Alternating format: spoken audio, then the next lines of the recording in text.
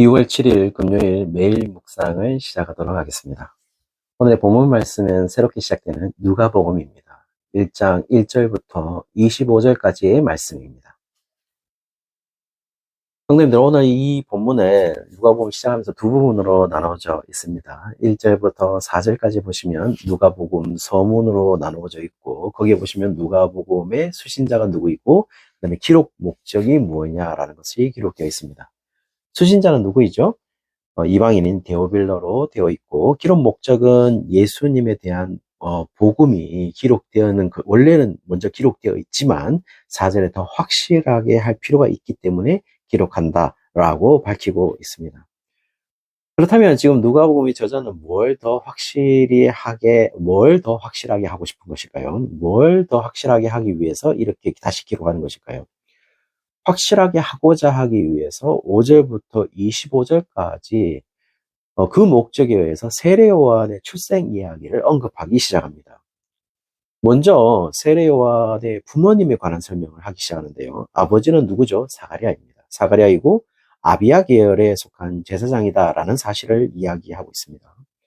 그리고 어머니는 아론의 자손으로 엘리사벳이다라고 얘기를 하고 있다는 것이죠. 다 레위 계열이라는 겁니다. 그들은 어려운 사람으로 계명과 이 규례에 있어서 흠없이 지킨 사람이다 라고 이야기를 하고 있습니다. 상당히 뛰어난 사람들이고 율법을 잘 지켰던 사람임은 분명한 것 같습니다. 문제는 뭐죠? 문제는 아기를 가지지 못했다라는 겁니다. 아기를 가지지 못했고 또 나이가 많다라고 이야기하고 있어요. 그러니까 나이가 많기 때문에 아기를 가지지 못했다라고 이야기를 하고 있다는 것이죠.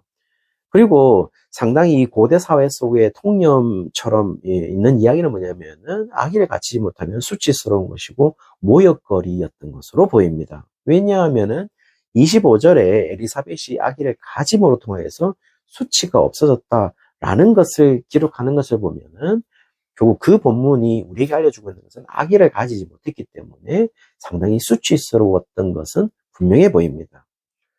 어느 날 이제 사가랴 이야기가 시작되는데요. 사가랴가 자신의 차례가 어느 날 되었던 겁니다. 그러면서 제사장으로 섬기게 되었습니다. 제비에 뽑혀서 이제 사가랴는 주의 성전에 들어가서 분향을 하기 시작합니다. 그때 주의 천사가 나타납니다. 그리고 엘리사벳에게 이제 수태고지를 알리는 것이죠. 수태고지를 합니다.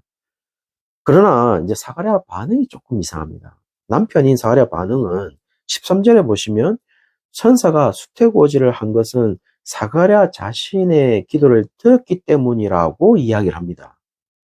그리고 그 말은 사가랴가 아기를 갖기 위해서 기도했다라는 것으로 이해될 수 있지 않을까요?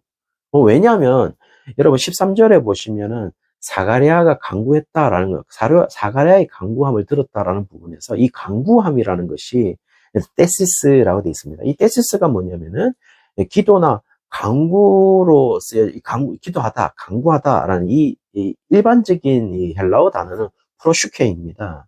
그런데 그 프로슈케를 사용하지 아니하고 테시스를 사용했다는 것은 일반적인 기도나 간구가 아니라 특별한 제목으로 기도했다라는 것을 알 수가 있는 것이죠. 그 뜻을 위해서 프로슈케를 사용하지 아니하고 이 간구함을 테시스라고 사용했습니다. 그렇다면 이 사가랴의 특별한 기도와 간구의 제목은 무엇이었을까요? 당연한 거, 우리가 충분히 예상할 수 있는 자녀를 구하는 기도가 아니었을까요? 그렇게 우리는 충분히 예상할 수 있을 것 같아요. 그렇게 기도했음에도 불구하고 지금 18절에 보시면은 사가랴가 이상하다는 것은 사가랴가 확신하지 못했던 것으로 보입니다. 그리고 자신의 상황을 이야기합니다. 뭐라고 얘기하냐면은 자신과 아내가 모두 늙었다 이렇게 말을 하고 있다는 겁니다. Too old였다는 겁니다. 지금 사가랴는 자신의 상황을 극복하거나 위에 계신 이 하나님의 계획이 지금 보이지 않는 것 같아요. 확신하지 못했을 때 천사가 태어날 아기에 대해서 설명하기 시작합니다. 14절부터 17절까지 설명하면서 이 아기는 주 앞에 큰 자다라고 얘기를 하고 있고 주를 위하여 세운 이스라엘 백성들을 하나님에게로 돌아오게 하는 일을 위하여 세움을 입은 자다라고 이야기를 하고 있습니다. 심지어는 누가복음 다음에 이어질 예수님의 탄생도 다루고 있는 거 보면 이 세례 요한의 출생 예고 있지 않습니까? 그리고 예수님의 탄생 예고가 별개로 이루어진 게 아니라 모두 다 순차적으로 하나님의 계획 속에서 이루어질 것이라는 사실들을 정확하게 이야기하는 한 단락으로 보인다는 것입니다. 그래서 지금 보증된 가브리엘 천사가 지금 전하고 있다라는 사실들을 이야기하면서 이 이야기의 진정성을 보장하고 있다라는 사실들을 누가복음의 저자가 알려주고 있다는 겁니다. 그러나 지금 문제는 뭐죠? 문제는 뭡니까? 자신의 상황을 극복하거나 넘어서지 못하는 사가랴에게 있는 것이죠. 지금 사가랴는 어떤 상태에 있습니까? 자신의 기도에 응답도 신뢰하지 못하고 있습니다. 이유는 한 가지입니다. 자신의 실제적이고 실존적인 그 상황 말이죠. 너무 늙었다는 겁니다. 나이가 너무 있다는 거죠. 자기 아내도, 자기도. 그런데요, 그 자신의 실존적인 상황을 넘어서는 하나님의 계획은 보이지 않는다는 것입니다. 하나님의 계획이 있음에도 불구하고 지금 우리의 상황을 넘어서지 못하고 있다는 겁니다. 왠지 아십니까? 왜냐하면 우리는 사실 하나님의 계획이 보이는 게 아니라 우리 앞에 놓여진 실존적이고 실제적인 상황이 너무도 크기 때문이죠. 그것이 너무나도 강력하기 때문이죠. 어쩌면 믿음이라는 것이 무엇이라고 생각됩니까? 신앙이라는 것이 무엇이라고 생각됩니까? 단순히 믿는 것이요? 그게 아니라 사실은 우리가 가진 실존적 상황을 넘어서는 게 믿음이 아닐까요? 우리가 가지고 있는 실제적 상황을 넘어서 무언가를 바라보는 것이 분명히 신앙이 아닐까요? 보이지 않아도, 바라보지 않아도, 보이지 않아도 바랄 수 있는 것.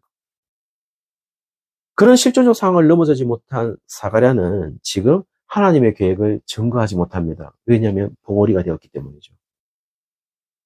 지금 누가복음의 기록 목적은 이방인인 데오빌로에게 복음을 더 확실하게 하려고 하는 목적이 있다는 겁니다. 그렇다면 믿지 못하는 사람에게는 오히려 벙어리가 되는 것이 더 유익하죠. 믿지 못하는 복음을 전하는 것 의미 없는 일이죠. 그렇기 때문에 사가랴는 실질적으로 벙어리가 되었던 것으로 보입니다. 사가랴가 언제 확신하게 되나요? 사가랴가 확신하게 된 건 집에 가서 엘리사벳이 임신하였다는 것을 알게 되었고 그제서야 하나님의 확실성을 알게 된다는 것입니다. 저는 오늘 이 본문을 통하여서 사가랴에게 뭘 알려주냐? 너의 상황, 너의 실제적이고 실존적인 상황, 어떤 상황이죠? 너무 늙어서 아이를 갖지 못하는 상황. 내 아내도 마찬가지로.